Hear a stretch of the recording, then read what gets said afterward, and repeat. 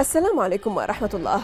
لعل مستوى التهديد الإرهابي في اسكتلندا اليوم يرتفع ارتفاعا حادا، ما قد يعني أن ثمة هجوما بات وشيكا مع ازدياد أعداد المتطرفين الأوروبيين في صفوف تنظيم داعش وإخوته، بيد أن خطوات حثيثة وثابتة تواجه بحزم هذه المساعي.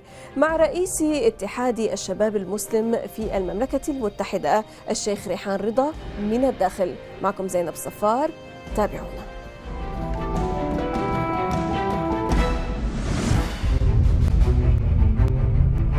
لا تزال أعداد المنضمين في صفوف إرهابي تنظيم داعش وإخوته في تصاعد، ولا سيما المتدفقون من الدول الغربية. فبحسب مفوضة العدل لدى الاتحاد الأوروبي في حوار مع صحيفة لو فيغارو الفرنسية، فإن عدد الأوروبيين الذين ذهبوا للقتال في سوريا ارتفع إلى 6000. وأوضحت مفوضة العدل أن هذا الرقم قد يقلل بشكل حاد من الرقم الحقيقي للمقاتلين الأوروبيين، فعائلات بأكملها انضمت إلى التنظيم. من جهة ثانية، ظل منسق مكافحة الإرهاب في الاتحاد الأوروبي جيل دي كيرشوف يحوم إلى ما لا نهاية على عتبة العدد 3000، إلى أن صرح على أنه يقارب 5000 في لجنة الشؤون الخارجية في البرلمان الأوروبي. أما المركز الدولي لدراسة التطرف فقد تناول أخيرا هذه المشكلة في كانون الثاني يناير من هذا العام، وقال إن العدد بلغ 4000. ومن أبرز الدول التي ينطلق منها الإرهابيون إلى صفوف داعش فرنسا وألمانيا وبلجيكا وهولندا. لكن تقريرا للشرطة الإسبانية سرب مؤخرا يشير إلى أن عدد المقاتلين الأوروبيين وصل إلى 100,000. وبكل الأحوال فإن المراقبين يجدون أن الأوروبيين المتورطين مع تنظيم داعش ومثيله بلا شك ليسوا بالآلاف بل عشرات الآلاف. رئيس تجمع رابطة الشباب المسلم في المملكة المتحدة وعضو مجلس إدارة المجلس الإسلامي في اسكتلندا الشيخ ريحان أحمد رضا يحدثنا من الداخل عن الحملة التي أطلقها تجمعهم في العالم، والتي أعلنت الجهاد ضد تنظيم داعش في آذار الماضي، وعن أبرز مقومات هذه الحملة وفعاليتها وما يقومون به كسلطات دينية لحماية مجتمعهم من التطرف.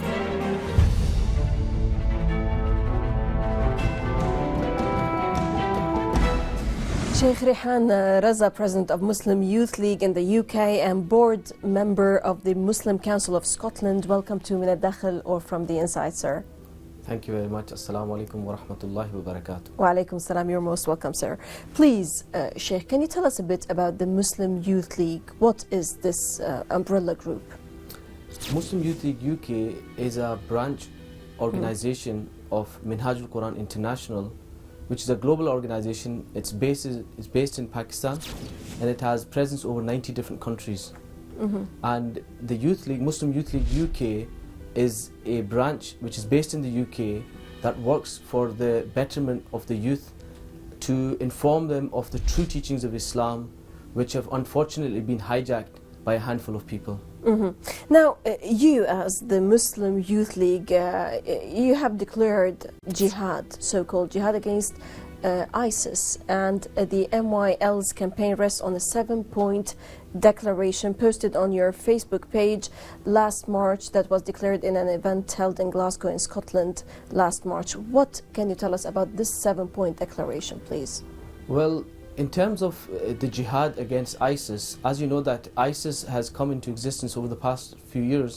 Before we had Taliban, and then we had Al-Qaeda, and now what everyone is hearing around the world is Daesh, ISIS, ISIL, and they've given various different names to it. What we thought that because this is quite apparent now, becoming on the social media, we see these beheadings, we've seen that, you know, people who have gone for aid work have been murdered. We've seen people that... One of them is the Scottish citizen, from Scotland. David Haynes. So you see that such acts, atrocities have been carried out against civilians, as well as aid workers, as well as unarmed civilians. So, and you could say it's called indiscriminate murder that has been carried out. And whenever we see this, and whenever we see this on our television or on social media, you know that people begin to think that this is Islam, because they use slogans of Islam, Allahu Akbar, they use Allah is great, They use La ilaha illallah Muhammadur Rasulullah sallallahu alaihi wasallam. They use various Islamic slogans to justify their acts. So people in the West, unfortunately, due to their lack of knowledge, they perceive that as being They the reality. believe this distorted image of Islam as this is what Islam is about. This is what they believe. And when we seen this, that Daesh is hijacking the teachings of Islam, and even other various extremist groups, Boko Haram and Al-Shabab, you name all different types of groups that exist around the world who claim to be Muslims and who carry acts of atrocities and heinous crimes against humanity, we thought as Muslim Youth League UK that it's time that we declare our own ideological war against these people, because they use certain verses of the Quran, they use certain hadith of the Prophet sallallahu alaihi wasallam to justify their actions. But unfortunately, if they were to study the Quran verse by verse, what they do, they take part of the Quran and justify their actions. It's as if saying La ilaha. Yes. Yeah, so it's if you the say same La, thing. la ilaha, that is kufr in itself, until you don't say illallah. So if you take part of any book, regardless of which book you study the Bible, you study the Torah, you study other books of other faiths, if you were to take parts of the books, it will not, you will not be able to understand the context the verse is talking about.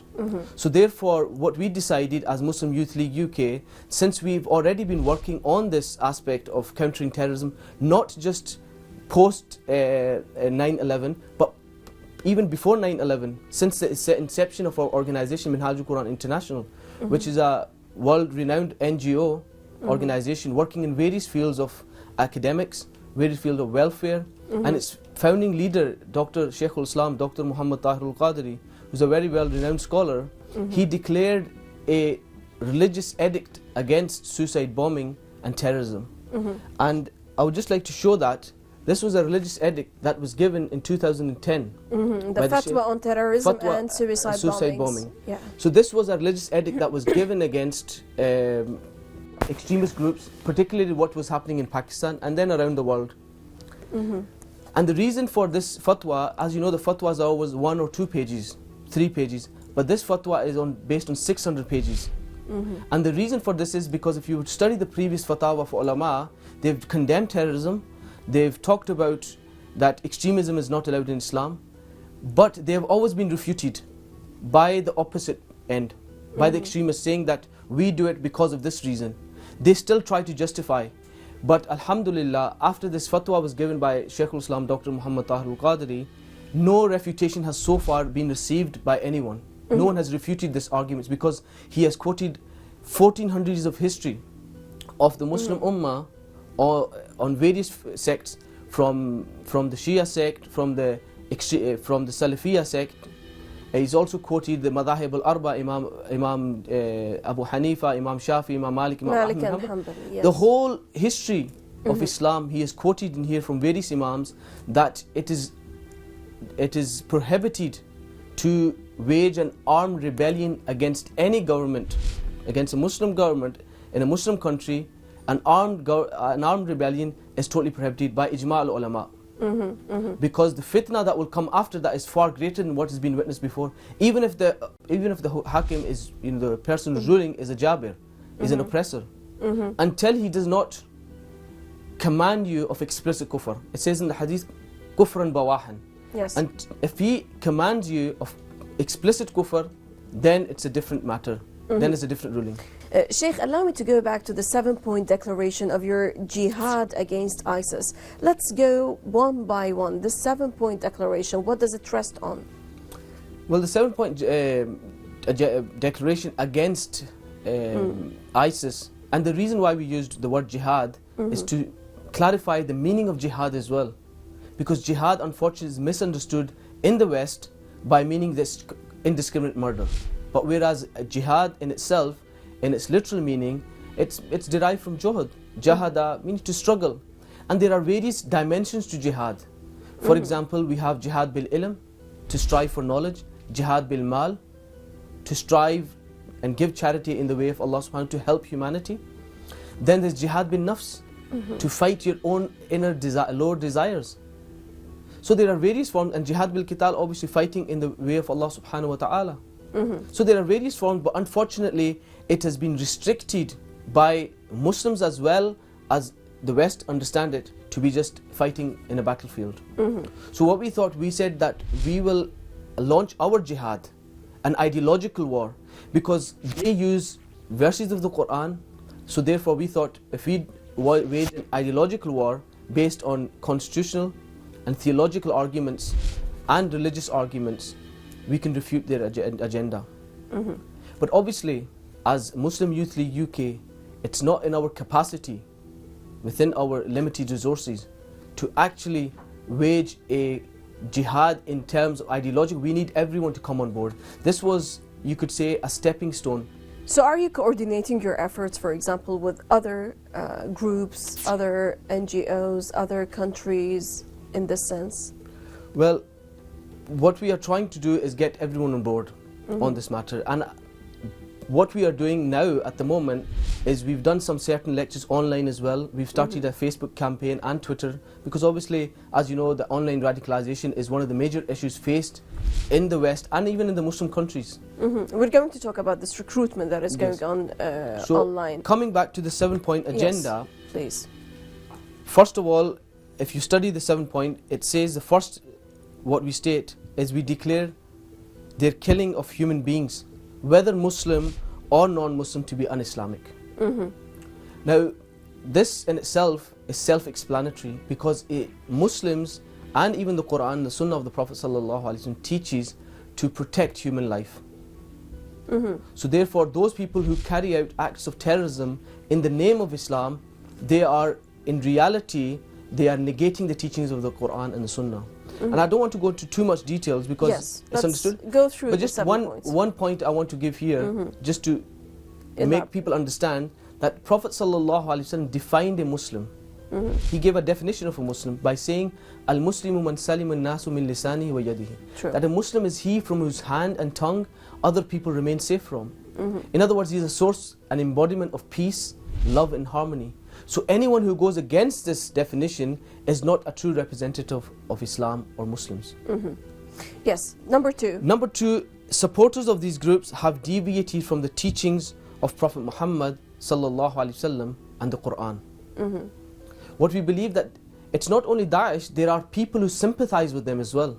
And the Prophet sallallahu alaihi wasallam said that even anyone who supports them with even a kalima wahida, he will be held responsible on the day of judgment. So their sympathizers are also a problem that we are trying to try to address as well.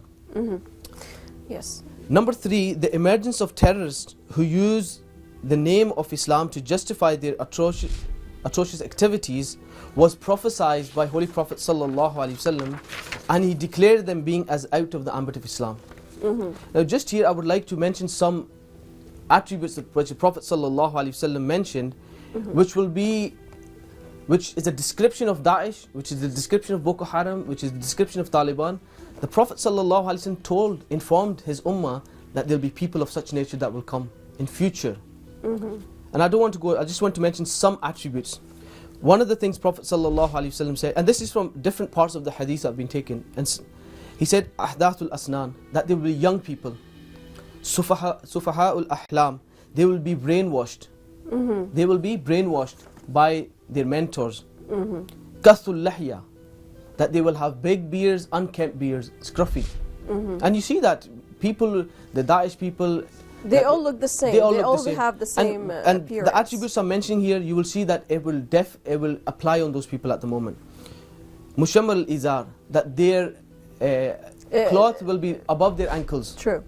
He said, يَخْرُجُ النَّاسُ مِنْ قِبَلَ الْمَشْرِقِ, that they will come from the east. And the Prophet ﷺ said, لا يزالون يخرجون حتى يخرج آخرهم مع المسيح الدجال. That they will finally go and meet Dajjal. The Antichrist, yes. Antichrist. So these people have got nothing to do with Islam. And then obviously Prophet ﷺ said, لا يجاوز إيمانهم حناجرهم, that they will say La ilaha, but La ilaha illallah, Muhammad Rasulullah, but the iman will have no impact on their hearts. And يتعمقون ويتشددون في الدين, that they will be extremists in religious matters. Not only extremists in the religious matters, but also in their behavior. Their demeanor is something very extreme, very radicalized. the way that, you know, they are totally against everything which represents the other to them. Yes, I'm just going to come to that. The Prophet ﷺ also said, "Yusi'un al-fi'l," that they will be extremely oppressive and they will be bloodthirsty. That these people will be people who have no heart. They will be humans, but their hearts will be far worse than animals. And this is not an attribute which is that of Muslims or Islam. Obviously, as I mentioned earlier on, the hadith, "Al-Muslim man salim al-nas min lisani wa yadi," that explains who a Muslim is. True.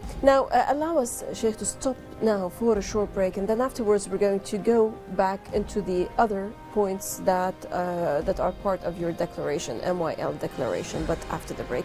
إذا فاصل قصير ونعود، لا تذهبوا بعيدا.